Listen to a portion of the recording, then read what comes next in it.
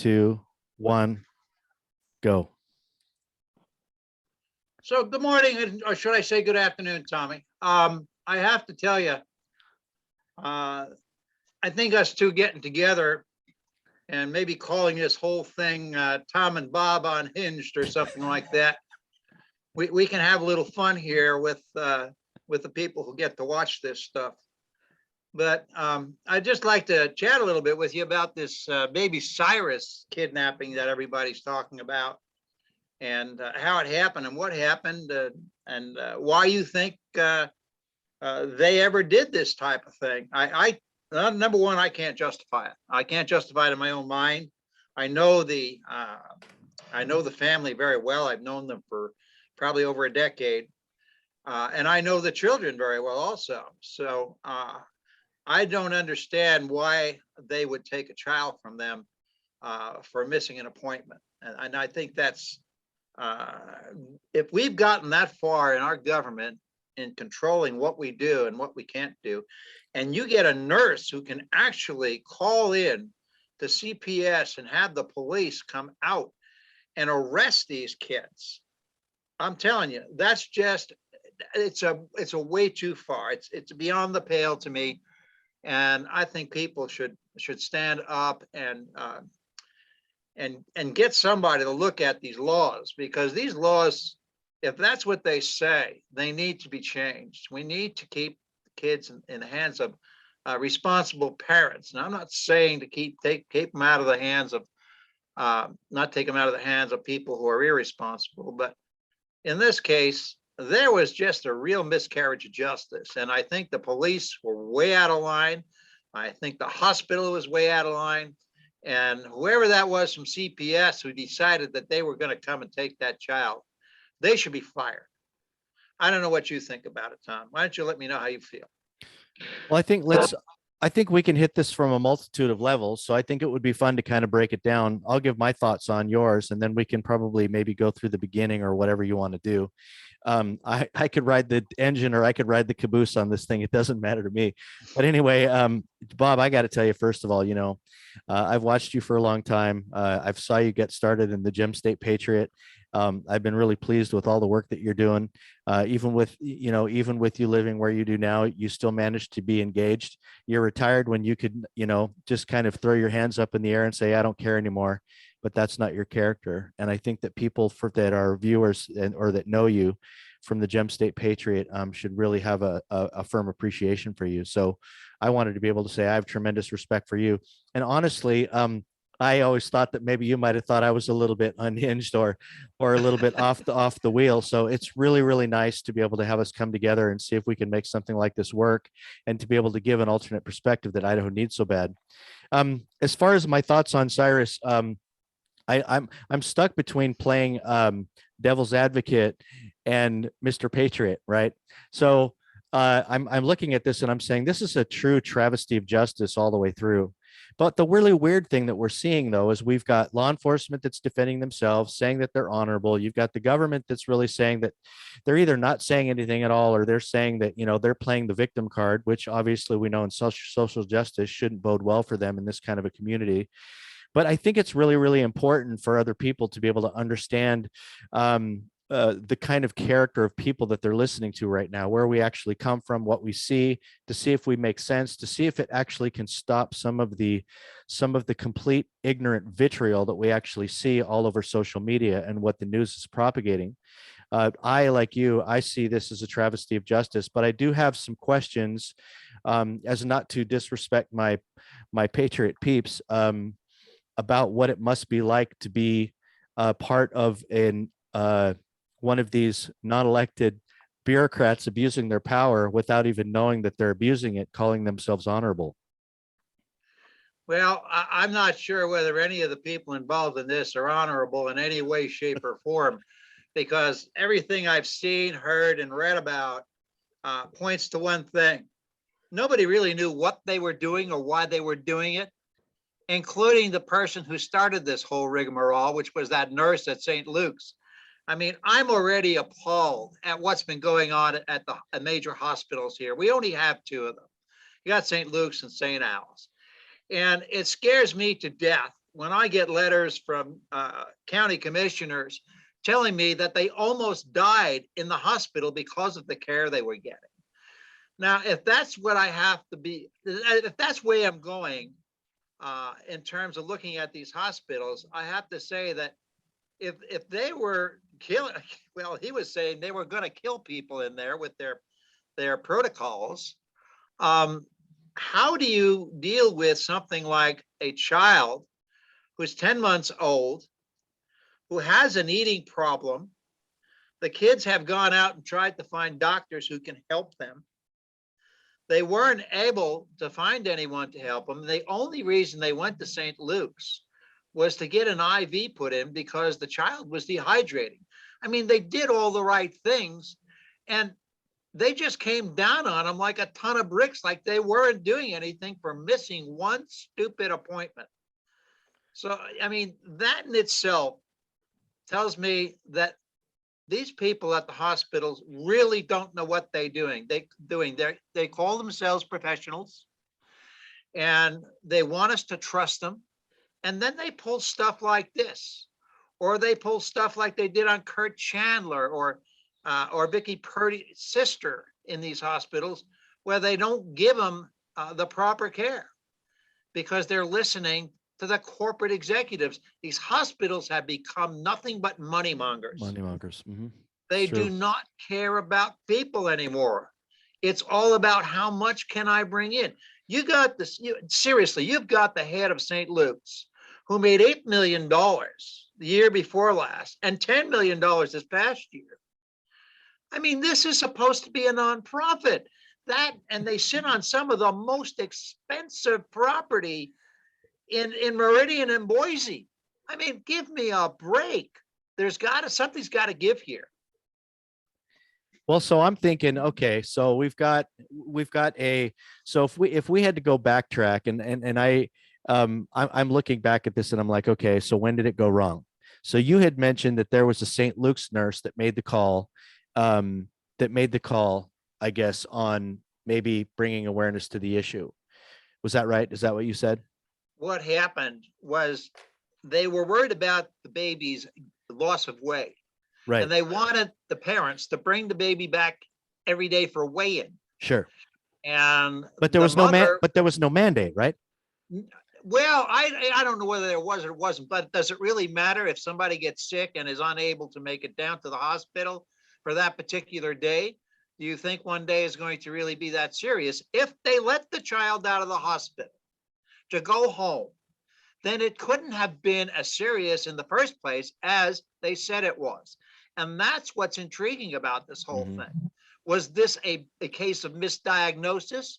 Was this a case of them not doing what they should have done and maybe keeping the baby there in the first place? What was it? I don't think it was the kids. They wanted to do the best thing for the child. Well, they clearly did, right? Because they ended up taking the child voluntarily in to try to address the issue that they had. They did. But they ended up going to Idaho Functional Medicine Idaho, right? Right. And so then the doctor ended up calling CPS and got them involved.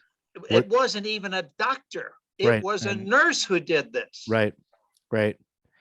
And somehow they don't seem to get much of the pressure right now when they were the ones that instigated the ball rolling. Exactly. I'm looking at something a lot more serious, and you know me and how I am about conspiracy and conspiracy theory, but I got to tell you, man, something stinks. When you look at who Diego is, you look at how much of a public figure he is, you know how much he's really liked, you know the fact that he's closely aligned with Ammon, and and the media doesn't like him, the government doesn't like him. It's pretty clear that law enforcement doesn't really care for him too much. And then this is an election year. And honestly, Bob, I know this is going to sound really crazy, and I don't really have any information to say this, which makes me reluctant to say it, but I need to say this to be able to try to expand people's periphery that are listening. And I know that most of them that listen to us will agree, is I got to tell you, man, there's something tremendously political about this. Don't you think? Well, I said that in the beginning. If you go back to 2014, Diego ran against Winder, if I'm not mistaken, in his district, and he lost. But he has been a thorn in the Little administration side for quite some time.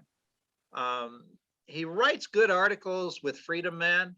I mean, I sit there and read them when they come out. I think he's got a good handle on what's been going on with the corruption in our government, and that's what it is. It's corruption. People don't get it. I mean, we live in probably one of the most corrupt states in the union. And believe me, I have lived in some corrupt states in my life.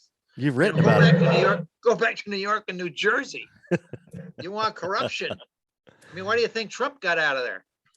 Yeah, that's for sure. That's for sure. But I think that has a lot to do with it. And I think that was kind of the seed that was planted when this whole thing started to go wrong. I don't know of another person who has had that type of an interaction with CPS and the police. And the fact that Eamon Bundy was involved is even more diabolical for them to be going after him. The guy's standing outside of a hospital. They've never told him to leave, and they're going to arrest him for trespassing. Well, how do you trespass if you're not told to leave? Well, how do you trespass on public property anyway? I mean, another good. It's good. It's a good question. It is, believe it or not, public property because they don't pay taxes on it. That's right.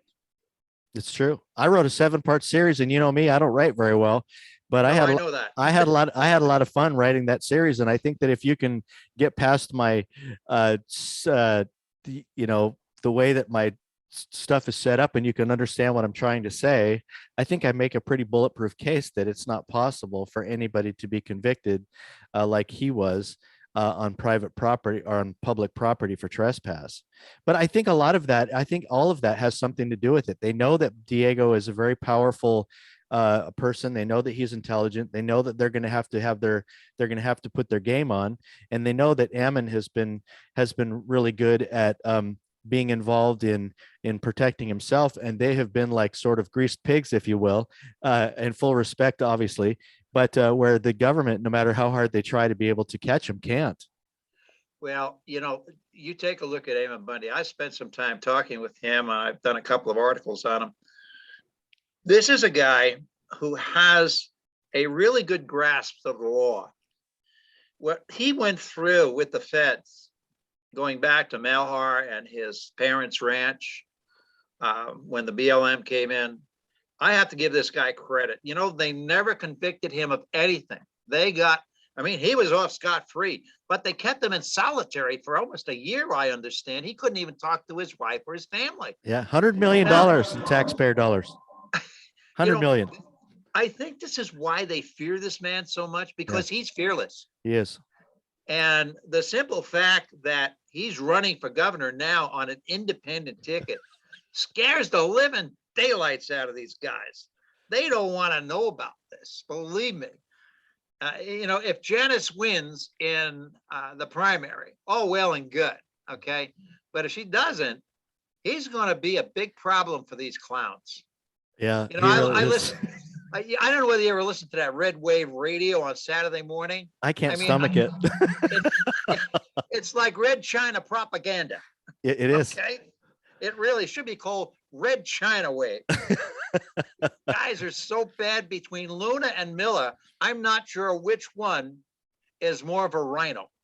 Actually, they're both big enough, I guess. It just depends on how long the horn is. Yeah.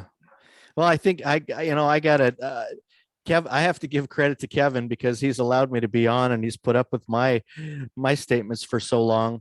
And I don't know, I'm assuming that in all defense of Kevin, I'm assuming that it's probably a paid position for him, which makes me even further wonder why the GOP would use their donation money to be able to propagate something to keep Idaho red. I mentioned a statement at a meeting the other day that I had the luxury of speaking to a bunch of new people. And I said, would you rather keep Idaho red or would you rather keep Idaho free? And I think that's really the issue that we're dealing with right now. You've got Ammon and Diego that are recognizing, and you and I and a bunch of other people that are recognizing that Idaho is falling to significantly low levels. And we have to really ask ourselves whether we want to be free or whether we want to be red. And Tom Luna and the Republican Party really have the desire to be able to keep it red. And nobody's defining the terms of what that means. It's like saying, I'm a conservative, I'm a Christian, I'm a whatever you want, but we don't ever have to define those terms. And it's about time that we start defining what those terms mean, because neoconservatism is Trotskyite style Marxism. So if you're a conservative, what kind of conservative really are you? Well, Tommy, I grew up, back during the Cold War, lived through the 50s and 60s. And red at that time was not good. No, Red was bad. I remember that. So how did red change to good? I'm just trying to figure that out. I must have missed something along the way in my 77 years here, Well, I'm 59 and I'm feeling the same way. I remember that, red was dangerous. Now they're talking about watermelon, where you're green on the outside, signifying environmentalism, and red on the inside is if you're a communist. So you'd be a communist environmentalist. No, either that or you can just be the watermelon pits. Yeah, that's right. Right. So going back to what we have with Diego and stuff. So we have a nurse that felt like it needed to call CPS. And then CPS was called, and apparently, according to the videos, Meridian Police Department, or the MOUs that they had with other police departments, had been looking for this family all day long, and then they stopped them as they pulled into a gas station. And that's where everything went sideways. I mean, the videos right there seem to be incredibly telling to me, and I'm not seeing a whole lot of honor in there at all. How do you think they overcome, how do you, and the funny thing about me is I launched a Support Your Local Police program 5 years ago to try to stop some of this garbage. And it honestly, it wasn't very popular among our people. They just weren't interested in doing it, but I don't think they understood the method of my madness, or maybe I didn't understand theirs for not wanting to be involved. But what did you think about those videos, Bob? I think, I have a lot of respect for the police. I think that they usually do a tremendous job, but what they did in that ambulance, should scare every mother in Idaho. They were not what I would call the cordial police that we all know and love. I'd say these guys were there, and I don't think they knew how to handle the situation. I don't think they ever handled anything like this before. Especially with the conversations that went back and forth. But to take a child, after they said they were going to let her keep it, to take a child out of her arms and then charge her with resisting arrest, and charging her husband with resisting arrest, and then charging her sister. And then, this was like, hey, let's see who we can charge next with what we got to do here. Yeah, so it was a joke. So you have to submit, even though you're not the person they're looking after. If they want to arrest you, you better submit. Don't bother defending yourself and saying, I'm not the person you're looking for.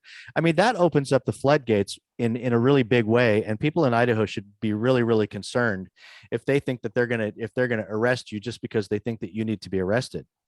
I mean, that was scary to me when they ended up arresting her sister, and when her sister said, I'm not the one you're looking for, they said, well, then they accused her of lying. Well, last I checked, I think accusing somebody of lying, especially when you're position of law enforcement, probably has some penalties attached to it alone. Don't you think? Well, Tommy, I would think if they had somebody that they were going after, they'd have at least a picture of them so they didn't make that mistake. I mean, come on. That's got to be the dumbest thing I ever heard of. Oh, you're her sister? No, you're not her sister. What a joke. Well, so it never happened. Well, so clearly, I don't know, and I haven't looked at the policies and procedures for law enforcement, but I know that they adhere to saying, well, we've got seconds to make a decision and seconds count. Well, it probably should be within your vocabulary to never say, just give us your child, Missy, and be on your merry way. Well, who do you think was carrying a gun? Was it the mother or was it the child? Well, it was definitely the mother. Well, it was definitely law enforcement that had the firearms, so they could definitely force submission. But can you imagine if the parents were carrying firearms? Oh no, don't want to even hear about it. Don't want to think about it. I just think it was a miscarriage of justice, and I think that judge, here's a lady who's 49 years old. She has no children. She probably had not an awful lot in her life of taking care of a child in the child rearing age. Yet she's shuffling these kids off to foster homes like there's no tomorrow, from what I understand from Diego. Mhm. Now, why do we have that happening? And Money. why does she get to choose when the doctor is in there telling everybody what a good job they were doing? The lawyers are telling her what a good job they're doing. And she says, well, I'm going to take her away until the next hearing. They're going to take the child away till the next hearing. Well, let's see. That's April 8th, if I'm not mistaken. And they put him in foster care. And, you know, I think it was great that they had all the protests, but it showed me one thing. The protest caused them to give the child back. Now, if it was such a terrible condition that child was living in, why did they do that? Amen. Why'd they give him back? Exactly. I mean, if the child is in danger, the child's in danger. You're not going to give it back just because of political pressure. Oh no, but they were going to make them check up on them all the time. You know what? That's a bunch of bunk. Yeah. I don't believe one word of it. No, it's true. Yeah. And so they were protesting in front of, and you know, I've always been one that said, you know, I'm not really much of a protester. You know, there are people that really agree with protesting. I typically don't. But you know what? There's been when we saw protests at Health and Welfare down in Caldwell, and we saw protests here in at St. Luke's and CPS. I got to tell you, man, you know, it works. And it, you know, I had said this on Facebook about a week or so ago. And it's to some people that are like, well, you know, I just think that going to people's homes and going to their businesses is just really not a good thing to do. I said, listen, I said, why don't you just change the way you look at everything and think of it this way? You have a right of redress. I have a problem with you. So I call you on the phone, you shut your phone down. I email you, you shut your email down. I try to reach you through your website, you shut your website down. What are my other alternatives? You know, and I know you and I are pretty public figures, right? So we could say, and I know you agree with me on this, it's like, if we're going to be public figures, we want to be available to the public because of the fact that we don't want them to show up at our home. Because although I don't appreciate people being at my home and at my wife and my family, it would be problematic for them. I'm not going to give them the opportunity by saying that I'm going to go ahead and insulate myself where I'm never going to be found. And I think that's a huge part of the problem, is the fact that the officer that made the call, I mean, obviously people could have gone to law enforcement or whatever, but that doctor somehow, and some of these other people that are involved are completely unapproachable. And where is it in our system where one of our principles is accountability of government to be able to hold people accountable? Do they think that they should be able to be insulated enough to where the people can't approach them? Well, why indeed weren't they going after the doctor, the one who set this whole thing in motion? That's what I It's said. not even a doctor. He's a nurse. That's what I said. We hit him hard with. That's where they should have gone. We hit them hard on Google reviews. We hit them hard on their website and on Facebook and stuff like that. But I think that some of the pressure for the doctor ended up waning. But I think he's if I'm correct in my understanding, he's the one that started the ball rolling. He's the culprit in the whole thing. Him and the CPS agent. And we won't. It's just like I took my thumb out of the dam and the water's coming down now, and I can't stop it. That's what happens with these things. Yeah. Yeah. I think Health and Welfare has way too much power. It needs to go back, and we need to go back and change the laws. So how do you think that's, I mean, let's say for a moment that we've agreed that that's a solution. And I'm not saying I don't. How would you think do you think that would bode well for us if we actually ended up going that route? Let me ask you a question. If they're going to come after you, do they need a warrant? No. Do they need a warrant to pick up the baby and the mother? No. No court order either. Well, they say they had a court order. They did. They had a court order. Oh. And that they went to the house. They couldn't find them at the house. So then they had a warrant out for them. The judge gave them a warrant to go find them. And so they found them. My whole point here is, are they dangerous criminals? Don't we have enough dangerous criminals running around that they're going after a mother and a child? Or I know drug addicts that still have their kids.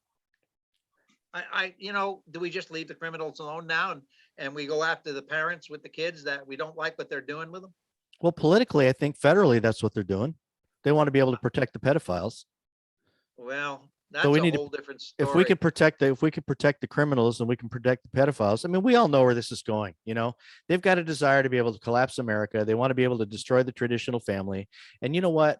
It's so plain to see there. They could say that they protect the family on one hand by, they're gonna snatch this baby out of this loving family's arms. They can't testify to the character of any of these people, but that's not important. But yet they want to pass laws to be able to kill your babies on the other hand, because it's in the name of women's rights. Well, hey, there you go. It's okay to kill them, but don't malnourish them, Well, or maybe. don't bring them to your doctor because your doctor's going to take them from you. Well, there's one thing I did think of though, and that is that you got to look at who's killing them. Because if you were to kill your own baby, it would be murder. But if the Right. government kills your baby, it's a right It's for the okay. it's a right for the parent. And I did notice that. I'm like, it's really funny when they attach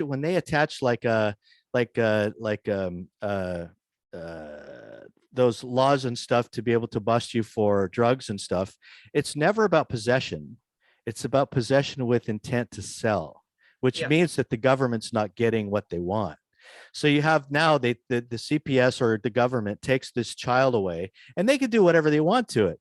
Forget about, and they use the fact that they're going to endanger, that the family's endangering this child to be able to appeal to the media, to the fools in the media, but yet they could do whatever they want to the child. I mean, look how lethargic that child was after 3 days of being away from the mom. It clearly shows the fact that it was more dangerous in the hands of the government than it was in the very family that owned that has possession of the child. But Tom, isn't that the case all the time? Take a look at all the babies that were killed by Planned Parenthood because the government was giving them money. Do you think anybody cares about that? No, but they're going to worry about this one child because maybe he couldn't eat right. The stupidity of this is of the highest order. You can kill babies.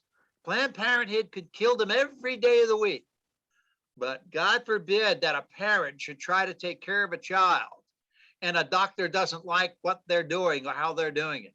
That is wrong. Well, I'm interested in the feeding tube thing too. That's kind of another interesting part of this whole thing. So you have a child that is, according to the media, severely malnourished, and they just can't I mean, the fact that he's psychologically better with his family, even at best, it just shows how skewed they are. But you have this family, and you have this feeding tube. But the whole point of this was that the child could not digest proteins, if I understand it right. Exactly. And so we have family that's like that. So we knew exactly what it was. I think it's called FPIES. But the doctors couldn't even analyze it, right? I mean, couldn't even figure out what it was. So if a child can take breast milk, but a child cannot take anything else, does it make any sense to be able to give it a feeding tube when No, does it it make can't any sense to digest take it proteins? away? Does it make any sense to take it away from its mother Exactly. when I mean, she's the only one who can breastfeed them? well, shouldn't the mother have been? I mean, if it's their primary source of food, and even if they were, even if a mother's breastfeeding, I would assume, and there's no evidence of abuse, and they had to take that child, wouldn't it make sense to be able to have the breastfeeding parent, the food supply to be able to go along with the child? I mean, every Yeah. instant that I've ever known, the mother has always gone with the child. Well, that was the big hullabaloo they had at the hospital. They wouldn't let anybody go in to see the child, especially the mother. And they were guarded. They were guarded by Idaho State Police, I guess. I know. What? Really? It's almost funny if it wasn't so sad. It's It true. really, It really is. Yeah.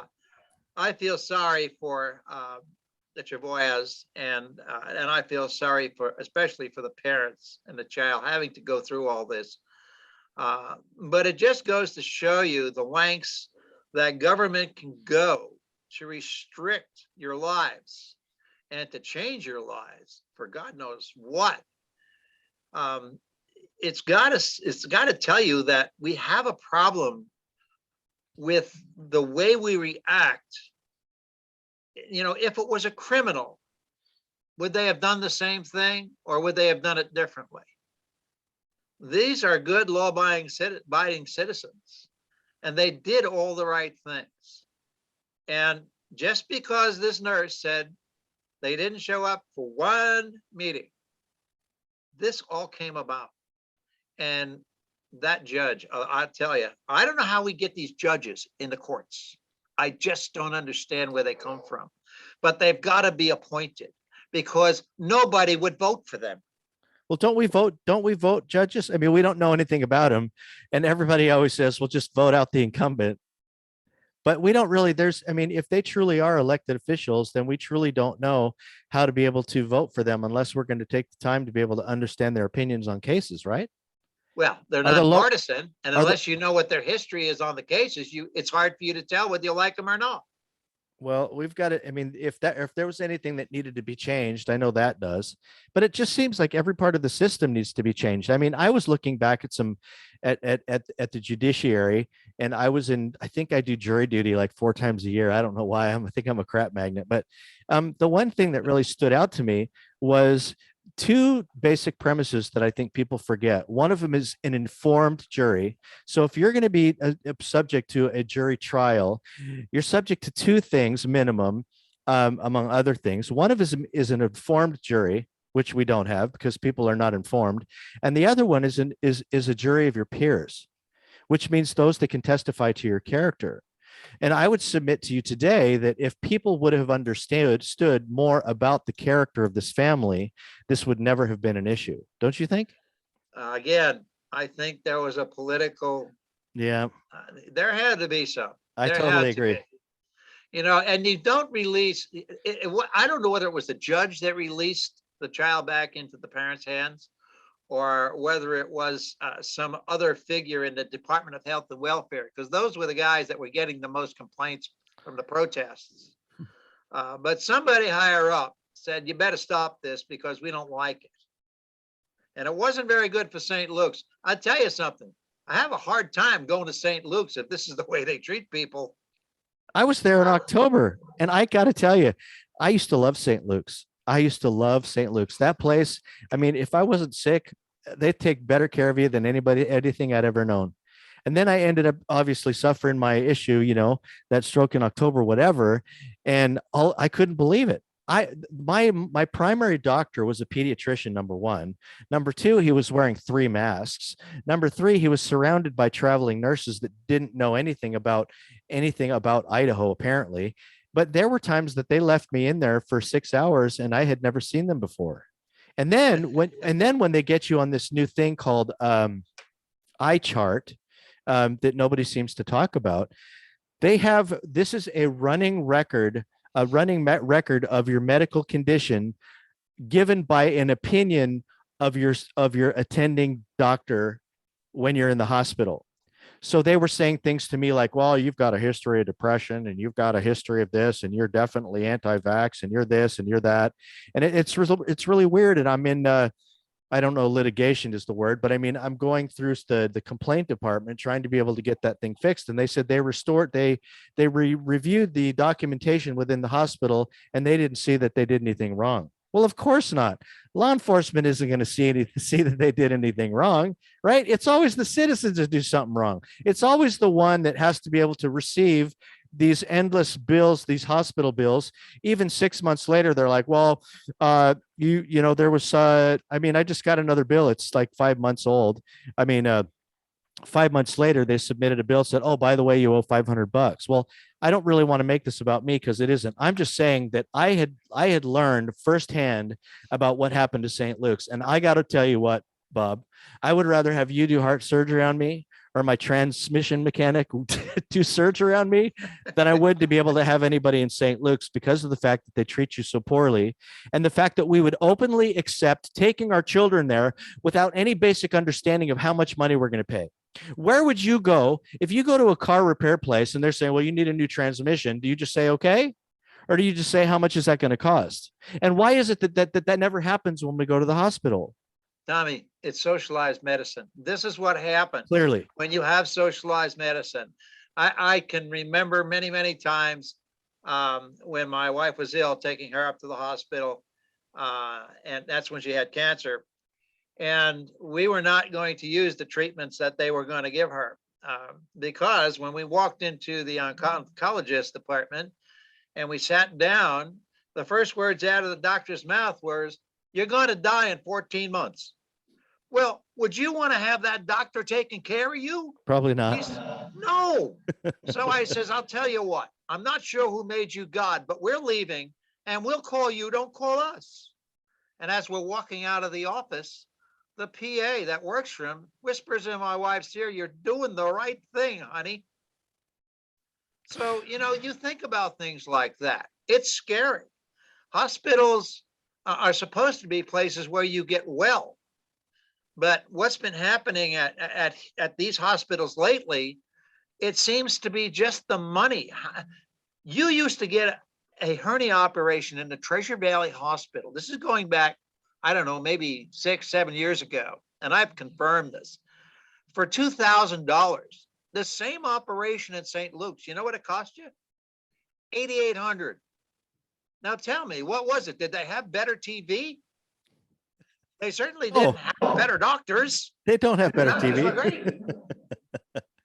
Well, the other I don't get it. Well, the other thing, when you start mentioning about money, that brought up another point, and that is if CPS or health and welfare force you to be able to enter into their system, we won't even talk about being forced into the judicial system, but for the sake of argument here, if they forced Marissa and the Chavoya family into CPS and health and welfare does that mean now that they're responsible for all the medical bills that actually come from allegedly treating their child?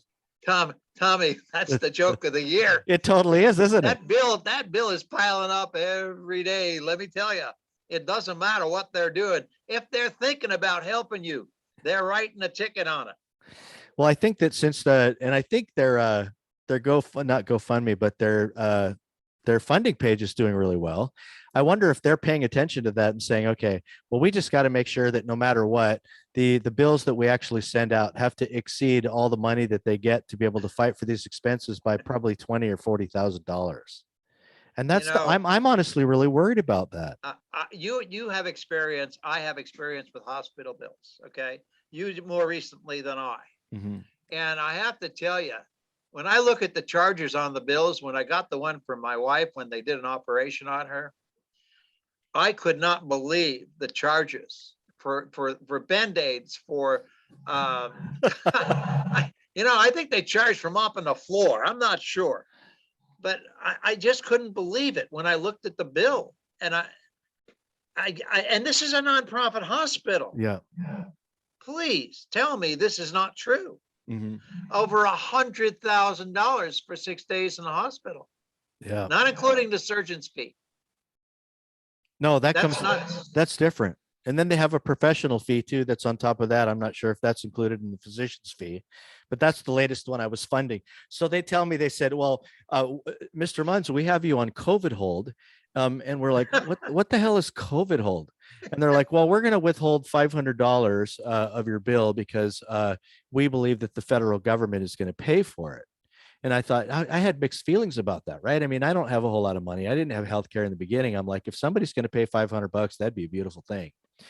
But yeah, and so forget about the fact that I tested and I didn't want the test, but they ended up testing me negative for COVID. Well, if I have negative for COVID and they have 2 letters that said that they reviewed my documentation and it said that they have found out that I don't need any out-of-pocket expense, and then they filed for review again, and then they find out that I owe $500. The only thing I can conclude from that is the fact that they already got their money from the feds, and now they're coming to get it from me. Tommy, the money they were getting from the feds, it goes into the hundreds of millions. Mm-hmm. If you thought that our governor did well getting 18.7 billion, mm-hmm. I'd like you to think about how much these hospitals got for everything that was COVID. If they tested positive, it was COVID. If you had COVID, it cost you more money. If they put you on a ventilator, they got more money. And if you died, wow, that was the big kahuna. Then you got a lot of money. And it didn't matter whether you died from a motorcycle accident, you hung yourself from a tree, or you died from COVID. You died from COVID. That's right. Well, so if we were to look at this issue that we're looking at right now, And being as part of the liberty movement, one of the things I think that you can identify with me is the importance of keeping the pressure on. A lot of times we'll get involved with something. People will see a new shiny red ball and they'll run toward that and go, oh, let's do that. And then all of a sudden it'll die and somebody else will start one. You go, oh, let's do that. Right. And so we're easily distracted that way. So now that, they said that, Diego said, we're going to do press conferences until they get baby Cyrus home. And that's good. And I'm glad. But the question should be now that we recognize that this is not about baby Cyrus. Baby Cyrus began the whatever it is to the ball to roll down the hill. Now that there's a tremendous awakening about what the government is doing, do you feel like we should be able to keep to build on the momentum that we already have? And if you think that we should, what kinds of things do you think are available for people to do? Because, listening to podcasts is great, but if they don't know what to do, we're not giving them something to do. They're just going to twiddle their fingers, right? Tommy, I look at it this way. If you grow in a garden and you got a plant that's coming up with a fungus on it, you spray it with a fungicide. When you pull it out and you take a look at the roots and they're all rotten, you throw it in the garbage. Right. And I think that's where we're going with all of these laws that we have that seem to intrude on our rights. We need to take these things, uproot them, and toss them out, and get some people who actually know what they're doing in our legislature. Because I swear, Tom, I've been here for 30 years, and I have watched this legislature go from good to bad to worse. Mm-hmm. And now, when I look at the Senate, and I do this on a regular basis, I check to see what the scores are of these senators. Mm-hmm. 75% of these senators have a voting record of less than 70% conservative on their voting. That is atrocious. And most of the ones that everybody thinks are good guys, they're not such good guys when they come in with 40 and 50 and 60%. That's terrible. And the House is winding up going the same way, little by little. Mm-hmm. We're fortunate we still have some conservatives in the House. But boy, they have really reamed the Senate. They have got the bad guys in there and they're not getting them out. But we got a new liberty movement, Bob. I mean, I call it the neo-liberty movement. Forgive me for my use of my language, but it seems that the liberty movement has changed a lot since we first started in this mess. And I think I've been around here around almost 30 years myself. But you've got all these new liberty people. I mean, we should surely should be having some kind of return on the investment for all the work that these people are doing. I mean, they're all, a lot of them are new, coming from Idaho. They're from somewhere else. They're all new, politically active, that were living here perhaps before and never been active before. I mean, surely we would be able to restore that, right? Tommy, I want to tell you, Tommy, I did something that I don't usually do. I took the record of the Idaho Freedom Index, and I put it into Gem State. Oh, I guess it was maybe 3 or 4 issues ago. And what I did was I took all of the figures from Little's campaign of the contributions for 2021. You would not believe who contributes to it. I mean, you probably would believe. It's every darn large manufacturing company or large company mm-hmm. in Idaho, yeah, and then a bunch of them out of Idaho also, not including all the elitists. There's 10,000. This is a machine. It's really a machine. You can't win when you have that happening. That's what happened to New Jersey. They had a machine there, and now you've got the same thing that's growing in Idaho. The Ayaki people control our government. Anybody who doesn't know that is a dummy, and they need to find out what's going on. I've been doing this for over 10, 14 years, maybe since the Tea Party started here. And I will tell you, it is the lobbyists who control what bills pass, what bills don't pass. And they are the ones who have taken charge of all of our government. I don't mean just some of it, all of it. And you don't change it soon, we might as well just all move to Cody, Wyoming. Well, what kinds of things can we? So here's a thought I had. So I'm suffering in my chair, unable to do anything, but I'm trying to pay attention. And I'm realizing that the liberty movement is on the move. There's tremendous growth. There's an apparent awakening. People are involved in local politics. My question not only is what happens after local politics, but what happens to the groups after local politics. But ultimately, what can we do when people that are moving here that are sort of self-avowed liberty minded, when they don't understand the political landscape? There has to be something that we can give these people about things to do to be able to, if there was to be able to move toward the restoration process, if it was possible. First of all, do you think it's possible? And second of all, what kinds of things do you think that there's available for these people to do A more than what one-way they're ticket doing? back, a one-way ticket back to where they came from.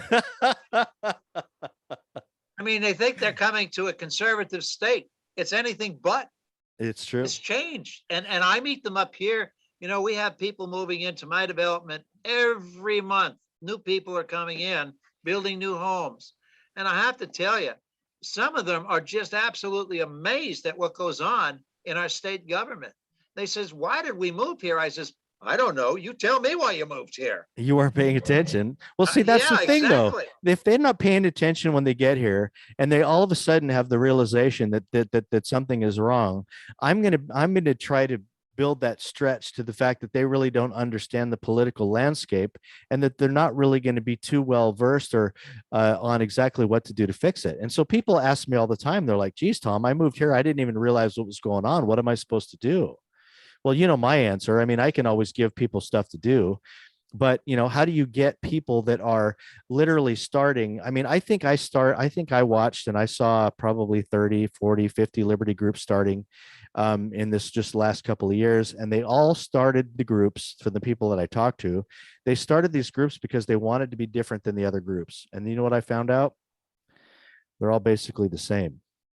Yeah, They're all focusing exactly. on, well, we want to get Janice into office. Then you've got the other ones. This is the weird thing. You go to Eagle, right? I mean, all these people moving to the Californians, they found Eagle, Idaho, in their Mercedes and their Lexus and all. Hey, if you can afford that, good for you, man. But you know, and all of a sudden you have a young guy, and I mean, I'm sure you agree. Humphreys is a sharp guy. He's young. But he uses the people are not asking critical questions about this guy, and yet he mentions the word socialism, and people are like, oh, he knows the problem. It's socialism. And it's like not even realizing that Idaho is already way beyond, socialism, the fact that Idaho needs to fight socialism like it's not here yet. It's already here. And so you've got this. And so I think what I'm worried about is all of these people with they're so easily led by things they hear rather than what they've known or learned over time, like you and I have, to be able to see the things for what they are. And yet it's really weird. I don't know if you're seen as a, not an idol necessarily, but there has to be some wisdom in age, right? And so and it doesn't necessarily mean trust the old guy. It just means trust the people that have been around a while that can help you understand the landscape. And I don't see any of that, honestly. They don't ask the right questions. Mhm. They don't ask any questions before they move here. They look at what's going on in the news. They probably have red wave radio out in San Francisco and Los Angeles now. It's syndicated now, if you know what I mean.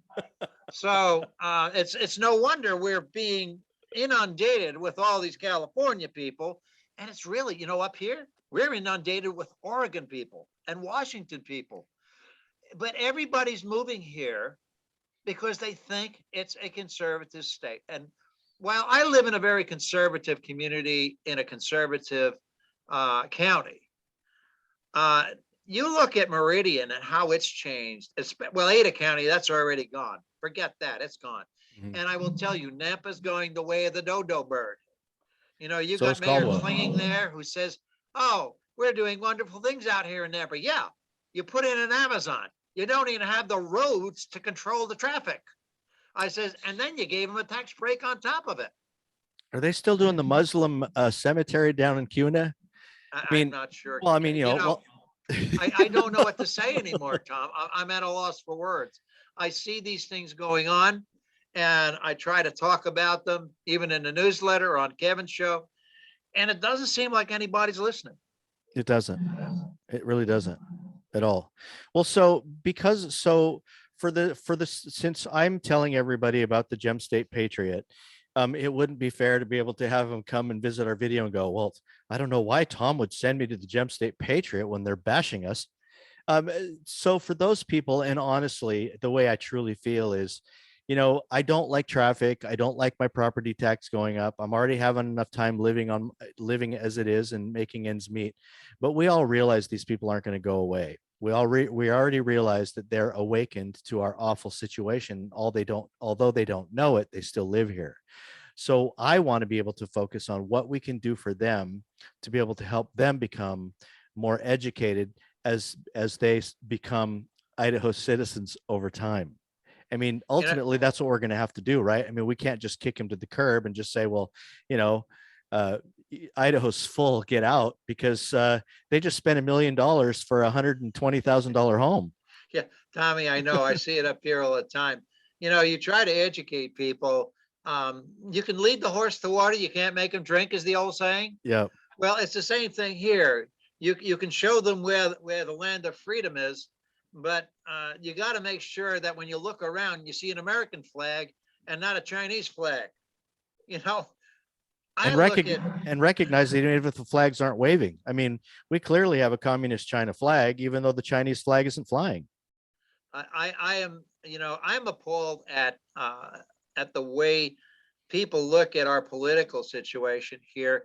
They think that we have good politicians. We got some of the worst of the worst of the worst. And I've been fighting this for Lord knows how long. When you look at all the articles that I have written about the politicians, you know who reads my newsletter?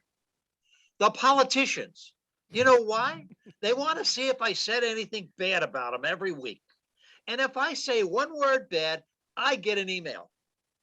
I'm not kidding. All we need to do is be honest. I mean, it's not about bad or good. It's about, if we're saying anything bad, it's because you did something bad. It isn't because we just decided to say something bad. I mean, everybody that says anything bad about you or I does it because they feel like it, not because they can pinpoint the fact that we've done anything bad. It's just contrary to what they believe, right? So now it's just challenging beliefs, right? Well, I don't I don't know what anybody believes anymore. And I certainly don't know what most of our politicians believe.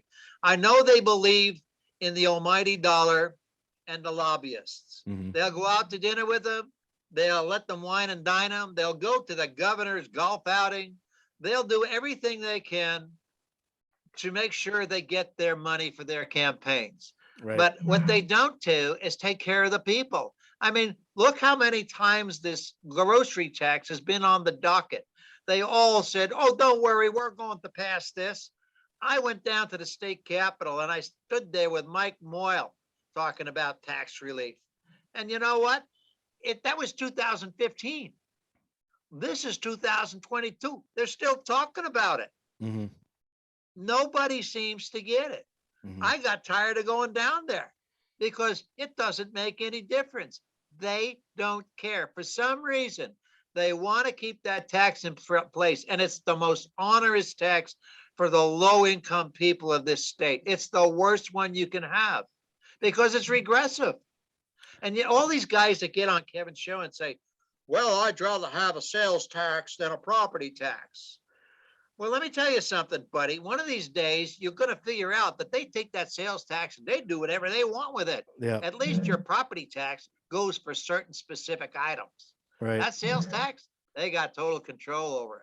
Yeah. Well, I want to keep my home. You know, when Jim said, when Senator Rice said, hey, we're going to lower your taxes by 50% or whatever, I was all on board with that. But, I knew. You're talking about Senator Rice pudding? Yeah, that's right. this guy's, I think he's got a soft brain. I'm not sure. Well, I don't, and I'm never going to claim, the reason why I think that you're I really like having you on here is because you're the financial side of things. And I could talk about just about anything non-financial, but when you start getting me into finances, then I'm just going to tell you right now, I plead ignorance to things of finances, but there are certain fundamental things that are easy to see. And although I thought, you know what, dropping my property tax by 50% would allow me to stay in my home.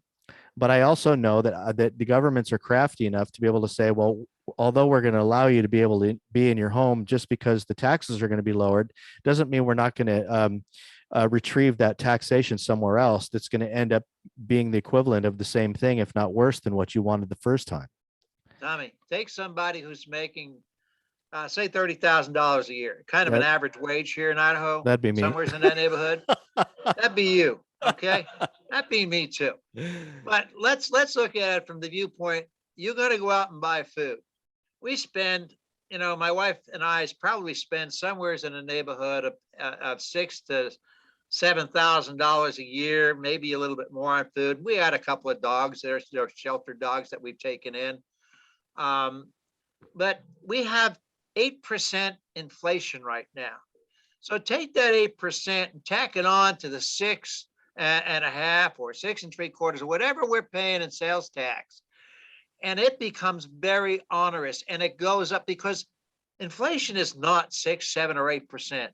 On food, it's up to almost 15%. Yeah. That's a killer for anybody. One day you're eating steak, the next day you're eating hamburger, and the day after that, you got macaroni and cheese, buddy.